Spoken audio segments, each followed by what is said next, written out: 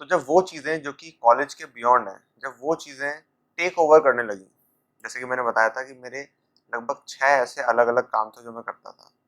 हो सकता है आपने उन 6 में से 2 या 3 के नाम सुने हो या 1 का नाम सुना हो, जो भी है, उससे फ़र्क नहीं पड़ता।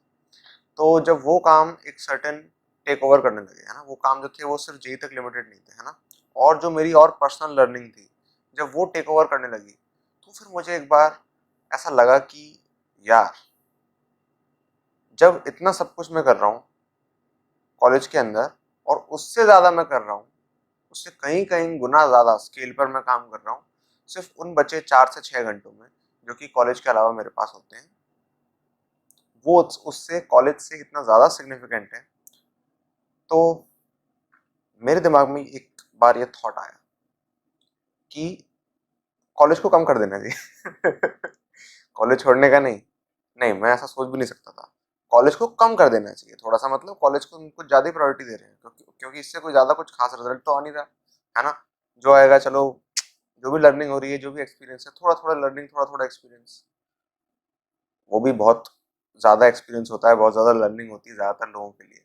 लेकिन मेरे लिए, as compared to what I did at home, it was slightly more than insignificant. ऐसा था, पता नहीं क्यों। तो मन में आया कि कॉलेज को कम प्रायोरिटी देनी चाहिए। फिर उसके बाद जब वो दिन आया, अब वो दिन अप्रोच कर रहा है, वो दिन अप्रोच कर रहा है जिस दिन मैंने कॉलेज छोड़ दिया। वो दिन जब अप्रोच कर रहा था, तो जस्ट उस दिन से 1-2 हफ्ते पहले, कभी एग्जैक्टली मुझे याद नहीं है, 1-2 हफ्ते पहले मेरे मन में थॉट आया कि इंसान कोई भी चीज़ क्यों करता है। 3 फैक्टर्स की वजह से करता है। ज़्यादातर जो लोग हैं, मतलब मैं कोई चीज़ करूँगा तो क्यों ही करूँगा? 3 फैक्टर्स की वजह से करूँगा। पहली चीज़ एक तो ये कि उसमें मेरी खुशी हो। दूसरी चीज़ ये है कि मेरा इंटरेस्ट हो। तीसरी चीज़ ये, सक्सेस, फाइनेंशियल सक्सेस, नाम वाली सक्सेस, और पता नहीं क्या होती है सक्सेस। सक्सेस, ठीक है, एटलीस्ट फाइनेंशियल, ठीक है। तो इन 3 फैक्टर्स को मैंने मेजर करने की कोशिश की, और मैंने देखा कि सपोज ऐसा होता कि कॉलेज नहीं होता, और सपोज ऐसा है कि कॉलेज है ही वो तो। तो उनको अगर हम कंपेयर करें, तो इन 3 फैक्टर्स पे अगर हम कंपेयर करते हैं, इन 3 फैक्टर्स पे, तो क्या होता है, कौन जीतता है ना, मैं या कॉलेज? मैं जीतता हूँ या कॉलेज जीतता है, देखते हैं जरा। तो सबसे पहले मेरी नजर गई फाइनेंशियल पे, फाइनेंशियल एस्पेक्ट, क्योंकि मैं ऑलरेडी 50% जितना टॉप 10 पैकेजेस जो होते हैं, अगर उनके अंदर में आता, सपोज 10th पोजीशन पे आता मैं, है ना, अगर पैकेजेस में कंपेयर करें, फाइनेंशियली देख रहा हूँ अभी मैं सिर्फ, तो जितनी अर्निंग मेरी तब होती, उससे 50% अभी हो रही है। वो भी मैं अगर कॉलेज छोड़ दूंगा तो 65-70% हो जाएगी। क्योंकि उसकी फीस नहीं देनी पड़ेगी। तो इतना मेरा फाइनेंशियल जो है वो बेनिफिट होगा, ठीक है। तो मैंने कहा जब 50% अभी हो सकता है, जस्ट 3-4 महीने नहीं हुए मुश्किल से, और 50% अभी हो रहा है, डेफिनेटली ग्रो कर रहा है, इंक्रीजिंग फेज में है, सब कुछ ग्रो करेगा, कोई दिक्कत नहीं है। तो फाइनेंशियली तो मैं जीत गया, कॉलेज आ गया, ठीक है। फिर बात आई इंटरेस्ट की। फिर मैंने कहा इंटरेस्ट तो वहाँ पे भी यही है, यहाँ पे भी यही है। अब यहाँ पे मैं सिर्फ कंप्यूटर साइंस नहीं एक्सप्लोर कर रहा, मैं बहुत सारी अलग अलग चीज़ें एक्सप्लोर कर रहा हूँ। तो इंटरेस्ट तो वहाँ ज़्यादा होता है जहाँ फ्रीडम ज़्यादा होती है ना। और फ्रीडम ऑब्वियसली बिना कॉलेज के बहुत बहुत ज़्यादा थी, ठीक है, डेफिनेटली। तीसरा फैक्टर जिस पे मैं अटका रह गया, वो थी हैप्पीनेस। हैप्पी रहना मेरे लिए कोई इशू नहीं था, ठीक है, मैं खुश था भाई, सब बढ़िया था, कोई दिक्कत नहीं थी, ठीक है। जिस भी चीज़ में मैं इन्वेस्ट करता था अपना टाइम, जिस भी चीज़ में मैं इन्वेस्ट करता था अपनी अटेंशन, वो चीज़ पक्का यील्ड करती थी। ऐसा नहीं होता था कि कोई भी चीज़ ऐसी हो जो फेल हो जाए, कोई चीज़ फेल नहीं होती। मेरे साथ ऐसा ही था हमेशा। अगर मैं सही से कर रहा हूँ काम, सही से टाइम दे रहा हूँ, सही से अटेंशन दे रहा हूँ, it will work. How will it not work? मैं तो कह रहा हूँ सिर्फ अपने लिए नहीं, किसी के लिए भी। How will it not work? हो सकता है बहुत सारी डिफिकल्ट सिचुएशंस आए, क्यों नहीं आएंगी, आएंगी, क्यों नहीं आएंगी। बट वो जो डिफिकल्ट सिचुएशंस हैं, वो प्रॉब्लम के अंदर हर्डल नहीं होती, है ना, वो पार्ट ऑफ द प्रॉब्लम होती है, ठीक है। तो जब मैं कहता हूँ कि टाइम दिया, अटेंशन दी, तो उन प्रॉब्लम्स को सॉल्व करने के लिए, उन हर्डल्स को सॉल्व करने के लिए भी वो टाइम और अटेंशन दी, है ना। मैं ऐसा नहीं कह रहा कोई डिफिकल्टी नहीं आई, ट्रेमेंडस डिफिकल्टीज है। तुम्हें क्या लगता है, अगर ये तुम पूरी जर्नी देखोगे कॉलेज से अदर कोई काम करना जिसमें तुम बिल्कुल अलग हो, बिल्कुल अकेले हो, है ना, कोई सपोर्ट करना तो बहुत दूर की बात, कोई साथ देने वाला नहीं है। कोई दोस्त नहीं, कुछ नहीं, नथिंग। किसी को उस चीज के बारे में एक्सपीरियंस ही नहीं है तो वो साथ क्या देगा, है ना। मुश्किल से कुछ इंस्पिरेशंस थी मेरी 5-6, उनके बेसिस पे मैं चीजें सीखता था, करता था, उनकी बात मानता था, ठीक है, और करता था अपना काम जो भी करता था, ठीक है। तो ऐसा नहीं डिफिकल्टीज नहीं है, ट्रेमेंडस डिफिकल्टीज है, ठीक है। जब तुम कॉलेज से अदर देन कॉलेज तुम कुछ करके देखते हो, ठीक है, जिसमें अगर सपोज तुम्हारे पास तुम्हारी डिग्री का सपोर्ट ना हो या किसी और चीज का सपोर्ट ना हो, है ना, 19 साल की उम्र में नो डिग्री इज पॉसिबल, ठीक है। तो कोई डिग्री नहीं है ऑब्वियसली, है ना, टैग के नाम पे ट्रिपल आई दिल्ली है ना। लेकिन मैं काम ऐसे करता था कि उसमें टैग मैटर नहीं करता था, है ना। तो आईआईटी भी होता, एमआईटी भी होता तो क्या, कुछ नहीं, क्योंकि वो जो मैं काम कर रहा हूँ उसमें टैग मैटर ही नहीं करता, कोई पूछता नहीं टैग के बारे में। असली लाइफ के अंदर कोई पूछता नहीं टैग के बारे में, सिर्फ कॉर्पोरेट वर्ल्ड में जिसमें आप सॉफ्टवेयर डेवलपमेंट इंजीनियरिंग का जॉब जॉब टाइटल ढूंढ रहे होते हो जहाँ पे आप, है ना, और भी कई सारे जॉब टाइटल्स हैं, जब आप ये जॉब टाइटल्स ढूंढ रहे होते हो तब आपकी डिग्री और सर्टिफिकेशंस जो हैं तब वो मैटर करते हैं। लेकिन मैं कोई जॉब टाइटल नहीं ढूंढ रहा था, क्योंकि मैं ऐसा मानता हूँ, देखो इसको इंसल्ट की तरह मत लेना, ये मेरी कहना चाहिए क्या है, मेरी आइडियोलॉजी है, ठीक है। क्या कि मैं समझता हूँ कि जॉब मतलब ये कि तुम्हें कोई काम दे रहा है, ठीक है।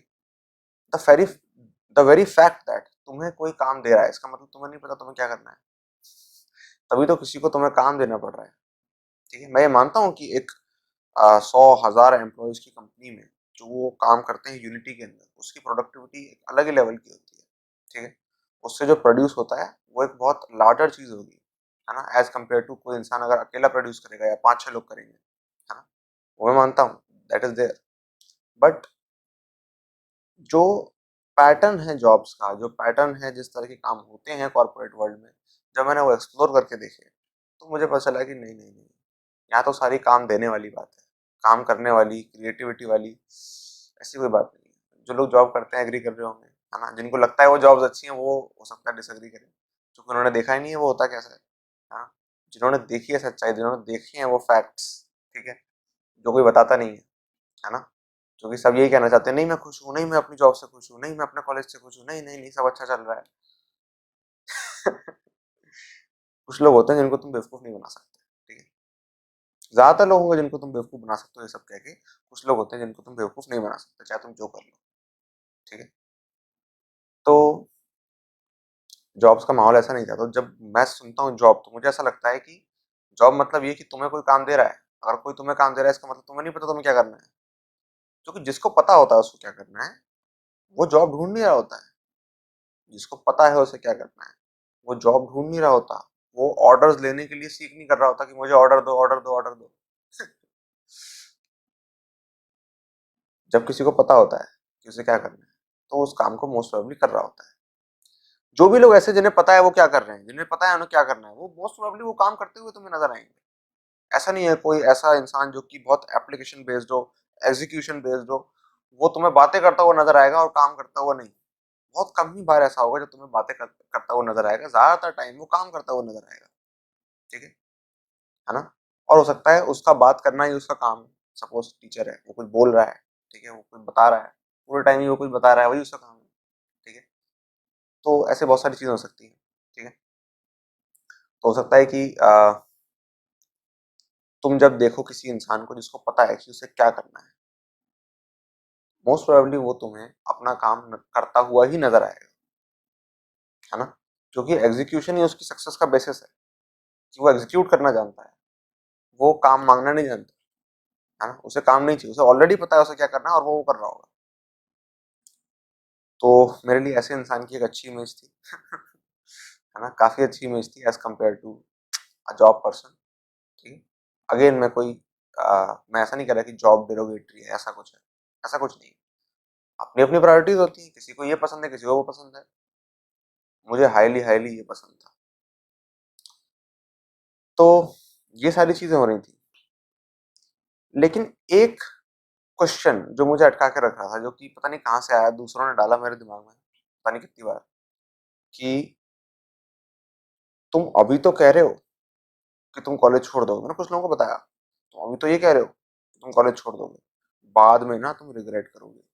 ओहो, मैं डर गया। ओहो, रिग्रेट, रिग्रेट नहीं, ये गलत है, ये बहुत गलत है। रिग्रेट नहीं, कुछ भी हो जाए रिग्रेट नहीं, है ना। क्योंकि अगर रिग्रेट होता रहेगा कोई एक्शन लेने के बाद, तो फिर उस एक्शन को लेने के बाद जो आगे काम करना था वो नहीं कर पाएंगे। जब वो नहीं कर पाएंगे तो फिर और रिग्रेट होगा। और जब और रिग्रेट होगा तो और काम नहीं कर पाएंगे, और इसी साइकिल में फंस जाएंगे बार बार बार बार बार बार। मैंने कहा रिग्रेट नहीं है, ये नहीं है, ये एक चीज है जो मैं नहीं करना चाहता, कि मुझे अफसोस हो किसी चीज का जो मैंने पास्ट में करी। नहीं नहीं नहीं नहीं। तो ये चीज मुझे अटका के रख रही थी। लेकिन वो एक दिन आया, वो एक दिन आया, इवनिंग, जहाँ पे सबसे लीस्ट सिग्निफिकेंट जो चीज हुई थी वो ये थी कि मैंने अपना कॉलेज छोड़ दिया था। ठीक, ये लीस्ट सिग्निफिकेंट चीज थी। उस दिन और कुछ ऐसा हुआ था जो कि उससे कहीं कहीं कहीं गुना ज्यादा सिग्निफिकेंट था। मुझे कायदे से उसके बारे में बात करनी चाहिए, बट बात यह है, वो इस तरह की बात है कि ज्यादातर लोग सुन नहीं पाएंगे, या सुन लेंगे उन्हें समझ नहीं आएगा। तो लेकिन कॉलेज छोड़ दिया, ये बात उनको समझ में आएगी। अच्छा, कॉलेज छोड़ दिया, जो उससे सिग्निफिकेंट चीजें हुई वो हो सकता है उनके समझ में ना आए, बट स्टिल मैं आपको एक थोड़ा सा बता देता हूँ। तो कॉलेज से मैं आ रहा था, 2 घंटे मेट्रो ट्रैवल करना पड़ता था, 19 किलोमीटर दूर था। मेट्रो से मैं आता था दिल्ली टू फरीदाबाद, और ऑब्वियसली मैं थक जाता था। तो मेरा ये था रूटीन हर बार का, कि मैं जब भी कॉलेज से आता था मैं 10-15 मिनट शांति से आंखें बंद करके बैठ जाता था, शांति से, बिल्कुल स्टिल। मेडिटेशन करते थे? नहीं नहीं, कोई मेडिटेशन नहीं, कुछ नहीं, मुझे कुछ नहीं पता था। ठीक है, कोई मेडिटेशन नहीं, कोई ये नहीं, कोई ब्रेथ नहीं, कोई डीप ब्रीदिंग नहीं, कोई ब्रेथ फोकस नहीं, कोई नौटंकी नहीं, कुछ नहीं। ठीक है, चुपचाप बैठ जाता था। ऐसा करने के कई सारे रीजन थे, है ना, बहुत रीजन थे। उनमें से जो 2-3 रीजन है वो ये है। पहली बात तो ये कि बाहर जो कुछ भी ड्रामा हुआ है कॉलेज में और अदरवाइज, जो कुछ भी ड्रामा हुआ है उसका जो कर्मा है, उसकी जो मेमोरी है, वो मैं घर के अंदर नहीं लाना चाहता। ठीक है, मुझे ये चीज बिल्कुल पसंद नहीं है कि कोई इंसान बाहर से स्ट्रेस लेके आए और घर खराब करे। नहीं, घर में और लोग भी रहते हैं, है ना। तो बाहर का जो कुछ भी ड्रामा है, ये प्रोजेक्ट्स हैं, डेडलाइंस हैं, स्ट्रेस है ना, और पेंडिंग वर्क है, ये है, वो है, सीखना है, बहुत सारी चीजें हैं, है ना, बहुत सारा ड्रामा है कॉलेज का पूरा। ठीक है, किसी ने ये कह दिया, उसने वो कह दिया, उसकी बात मन में लेके बैठे हुए हैं, कुछ भी ड्रामा है। मैंने पहले दिन, कॉलेज जाने से पहले दिन, है ना, जब मैं कॉलेज जा रहा था, मैंने ये पक्का कर लिया था अपने अंदर, जो भी है कॉलेज का ड्रामा है, मुझे घर के अंदर इतना सा भी नहीं लाना। तो फिर मैं क्या करता था, कॉलेज से जब भी आता था, चुपचाप हाथ मुंह धोकर शांत बैठ जाता था, 10-15 मिनट के लिए, बिल्कुल शांत। ठीक है, उस दिन भी ऐसा ही हुआ। और दूसरा रीजन ये भी इस चीज का कि थका हुआ आता था यार। इससे पहले मैं सो जाऊं, मैं सोचता था मैं रेस्ट कर लूं ताकि मैं सोऊं ना, है ना, क्योंकि मैं अभी रेस्टफुल हो जाऊंगा तो फिर जब मैं उठूंगा तो मैं ज्यादा देर तक जग सकता हूँ, क्योंकि मेरा मेन काम कॉलेज से आने के बाद शुरू होता है ना। तब मेरा दिन शुरू होता है शाम के 6-7-8 बजे, है ना। और अगर उस वक्त 6:20 हो रहे होते थे या उसके आसपास, तो फिर मैं उस वक्त चैंट कर रहा होता था, नहीं तो मैं मेट्रो में कर लेता था, या कई बार क्लास हो रही होती तो मैं क्लास छोड़ के चला जाता था बाथरूम में या कहीं और बाहर ग्राउंड में। ठीक है, चैंट करने के लिए 6:20 पे, 6:20 to 6:30 एक सर्टेन चैंट में करता था, अपने अंदर कुछ सर्टेन चीजें मेंटेन करने के लिए। तो ये मैं क्लास में नहीं करता था, बाहर इसलिए चला जाता था क्योंकि क्लास में करूंगा तो दूसरों को डिस्टर्बेंस होगा। इस वजह से नहीं कि मेरे को शर्म आती है, मैं एक नंबर का बेशरम इंसान हूँ, इस बात को समझ लो। ठीक है, कॉलेज छोड़ दिया, इससे बड़ा बेशरम और कौन होता है।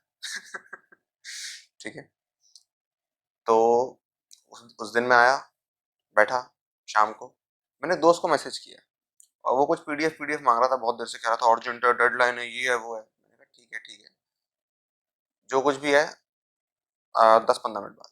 ठीक है, अरे मेरे को बैठना होता था ना 10-15 मिनट शांति से। तो फिर मैं आया, बैठ गया शांति से, और 30 सेकंड्स के अंदर, लगभग 30 सेकंड्स to 60 सेकंड्स के बीच में, एग्जैक्टली मुझे नहीं पता, हाँ मैं उठ गया। एकदम से मुझे लगा ये क्या हुआ, ऐसा मुझे लग रहा है कि मैं थक ही नहीं रहा हूँ। तो जब मैं थक नहीं रहा हूँ तो मैं फिर रेस्ट क्यों करूँ जब थक नहीं रहा तो, है ना। मुझे पता नहीं क्यों ऐसा लगा, सडनली 30 to 60 सेकेंड्स के बीच में कुछ ऐसा हुआ एकदम से कि एकदम से मैं रेस्टफुल हो गया। उस दिन काफी हैवी दिन था, ठीक है, कॉलेज में भी और मेट्रो में भी है ना, इतनी इतनी अच्छी नहीं है दिल्ली मेट्रो, ठीक है, खासकर उस वाले रूट की, कि मैं कंफर्टेबली बढ़िया सीट पे बैठ के घर आऊं। नहीं नहीं नहीं, खड़े होके आना पड़ता था, ठीक है। तो बहुत थका हुआ था मैं, लेकिन एकदम से मुझे रेस्टफुल लगा, काफी ज्यादा रेस्टफुल लगा। मैं समझ में नहीं आया हो क्या रहा है, क्या हुआ है। चलो खैर, इसको पीडीएफ दे देते हैं, क्या मांग रहा है पीडीएफ इतनी देर से। तो मैंने देखा कि उसके 10 मैसेज आए हुए थे। मैंने कहा क्या बदतमीजी है, 10 मैसेज आए, बोला तो 15 मिनट में आ रहा हूँ। तो वो कह रहा है कब से मांग रहा हूँ, कब से मांग रहा हूँ, आधा घंटा हो गया, ये हो गया, 20 मिनट हो गए, 15 मिनट बोला था। मैंने कहा 15 मिनट बोला था, 2 मिनट में आ रहा हूँ मैं, दिक्कत क्या है। फिर मैंने जब घड़ी में टाइम देखा तो पता चला कुछ 25-30 मिनट्स बीत चुके थे। मुझे बिलीव नहीं है, मैंने अभी मैसेज किया है और मैं अभी बैठा हूँ, इस बात को 2 मिनट हुए हैं, और 2 मिनट में क्या हो रहा है। ये था क्या भाई। पहले मैंने उसको फटाफट पीडीएफ पकड़ाई, फिर मैंने फोन फेंका और मैंने सोचा एक मिनट, ये हुआ क्या, ये हुआ क्या। जब मैंने क्लोजली ऑब्जर्व करके देखा तो मैंने देखा कि अब क्लोजली ऑब्जर्व मुझे करना है तो मुझे वापस से उसी स्टेट में जाना पड़ेगा। तो फिर मैंने फिर से आंखें बंद करी और फिर मैंने सर्टेन चीजें ऑब्जर्व करी। ऐसा नहीं कि मैंने ऑब्जर्व करने की कोशिश करी, क्यूरियोसिटी थी मेरे अंदर कि हुआ क्या है, हुआ क्या भाई, क्या है ये। ये कहां से हुआ, ठीक है। मैंने ऑब्जर्व करने की कोशिश नहीं करी, जस्ट एक क्यूरियोसिटी के साथ मैंने आंखें बंद करके देखी। मैंने कहा मैटर क्या है। तो फिर ये चीज मेरे को अपने आप ऑब्जर्व हुई, ये चीज मुझे अपने आप ऑब्जर्व हुई कि सडनली मेरे जो थॉट्स और इमोशंस है, जब मैंने उन्हें ऑब्जर्व करके देखा थोड़ा सा, जो थॉट्स और इमोशंस है सडनली वो मेरे हाथ में है। मैंने कहा ओह, ऐसा है। मैंने कहा कोई भी इमोशन लाके देखते हैं, लेट अस सी, ऐसा है कि नहीं, क्या ऐसा वाकई में है या ऐसा मैं अजूम कर रहा हूँ। जो कि मेरा थोड़ा सा साइंटिफिक बैकग्राउंड था। साइंटिफिक बैकग्राउंड मतलब ये कि मैं अजम्पशन से बिल्कुल नहीं मानता था, ठीक है। अजम्पशन मतलब तुम्हारी बुनियादी खराब है, ऐसे कि तुम कुछ अज्यूम कर कर अगर कुछ देख रहे हो, इसका मतलब तुमने पहले ही सारी गड़बड़ कर दी, पहले ही तुमने डिस्टॉर्टेड तरह की चीजें जो है इमेजिन कर ली, एंड अब तुम उसको सर्टेन चीजों से प्रूव करने की कोशिश कर रहे हो, अपने ही अजम्पशंस को प्रूव करने की कोशिश कर रहे हो। नहीं नहीं नहीं, मेरा नेचर इस तरह का नहीं था। मेरा नेचर ऐसा था कि अगर कुछ जानना है तो जान लो, ये अज्यूम करने की क्या जरूरत है। तो मुझे हमेशा शक होता था कि अगर कोई चीज हो रही है, कुछ चीज अलग हो रही है ना, तो हो सकता है अज्यूम कर रखा हो कुछ, है ना। जैसे अगर मैं किसी को देखता था कि कोई भगवान पे बिलीव करता है, वो ये मानता है कि भगवान होते हैं, ऐसी मेरी कई डिबेट्स हो चुकी हैं। तो मैं हमेशा ये सोचता था कि ये वो अज्यूम कर रहा है कि भगवान होते हैं, और कुछ लोग हैं जो मानते हैं भगवान नहीं होते, वो भी अज्यूम कर रहे हैं। मानना मतलब अज्यूम करना कि भगवान नहीं होते। तो पहले मैं उनके अजम्पशन को हटाता था, फिर उनसे डिबेट करता था, और फिर वो हार मान लेते थे। मैंने कहा इसको भी तुम मान रहे हो, तुम अज्यूम कर रहे हो। लॉजिकली आओ ना। तो लोग पीछे भाग जाते थे। मैंने कहा ठीक है। तो इस तरह का मेरा नेचर था। तो जैसा मेरा नेचर दूसरों के साथ होता है, वैसा अपने साथ ही होता है। फिर मैंने अपने आप से सवाल पूछा कि कहीं ऐसा तो नहीं कि मैं ये सब चीज़ें अज्यूम कर रहा हूँ। अगर मेरे इमोशंस वाकई में मेरे कंट्रोल में हैं, तो इसका मतलब इसे टेस्ट करना चाहिए, है ना। इसे टेस्ट करना चाहिए, अदरवाइज हो सकता है मैं अज्यूम कर रहा हूँ। तो फिर मैंने क्या किया, अपने लिए टफेस्ट सिचुएशन क्रिएट करने की सोचा। मैंने सोचा जो काम मैं, जो क्षेत्र के जो मैं काम कर रहा था, मैं 6 नहीं 8 करूँगा, 9 करूँगा, है ना। तो मैंने अपने कामों को क्या किया, थोड़ा सा बढ़ा दिया, थोड़ा मतलब बहुत बढ़ा दिया, है ना। देखो जब सिचुएशंस टफ होती हैं, तभी तुम टेस्ट कर सकते हो कि तुम्हारे इमोशंस तुम्हारे कंट्रोल में हैं या सिचुएशंस के कंट्रोल में हैं। क्योंकि जब सिचुएशंस आसान होती हैं, जब सिचुएशंस सो कॉल्ड नॉर्मल होती हैं, तब तो कोई बेवकूफ़ भी कह सकता है कि मेरे इमोशंस मेरे हाथ में है। लेकिन जब सिचुएशंस टफ होती हैं, तब असली टेस्ट होता है कि तुम्हारे इमोशंस और थॉट्स तुम्हारे हाथ में हैं या नहीं है, ठीक है। तो मैंने अपने लिए ऐसा किया, है ना। ये तो हो गया, चलो एक तरह से कंफर्म करने वाली बात कि वाकई में इमोशंस जो है मेरे कंट्रोल में हैं या नहीं है, ठीक है। लेकिन अंदर से, विद इन माई सेल्फ, मुझे पता था कि कंट्रोल में है। क्योंकि कोई चीज़ अगर तुम्हारे अंदर होती है तो तुम्हें बहुत क्लियरली दिख जाती है। तो जैसे ही मैंने देखा कि मेरे इमोशंस मेरे कंट्रोल में है, मेरी हैप्पीनेस मेरे कंट्रोल में है, मैं जो फील करता हूँ वो मेरे कंट्रोल में है, मैं जिस भी तरह से लाइफ फील करता हूँ उसकी एक्सेस मेरे पास है। जैसे ही मुझे ये रियलाइज हुआ, ये चीज मैंने सोच ली कि जो फैक्टर मुझे अटका रहा था वो फैक्टर तो अब नहीं रहेगा। जो फैक्टर मुझे अटका रहा था वो फैक्टर अब नहीं रहेगा। वो जो हैप्पीनेस वाला फैक्टर था, वो जो रिग्रेट करने वाला फैक्टर था, है ना, वो मुझे अटका रहा था, वो फैक्टर अब जा चुका है। जैसे ही मुझे रियलाइज हुआ कि वाकई में मेरे इमोशंस मेरे हाथ में, that's it, there was no point of getting into college back again. मैंने इसे कॉन्शियसली सोचा नहीं कि नहीं मैं कॉलेज नहीं जाऊंगा। मैं सडनली अपने अंदर एक फ्रीडम महसूस कर रहा था कि मैं अपने इमोशंस को एक्सेस कर सकता हूँ। और बैकग्राउंड में एक थॉट आया, एक माइनर थॉट आया कि अब तो कॉलेज जाने का कोई पॉइंट नहीं बनता, है ना।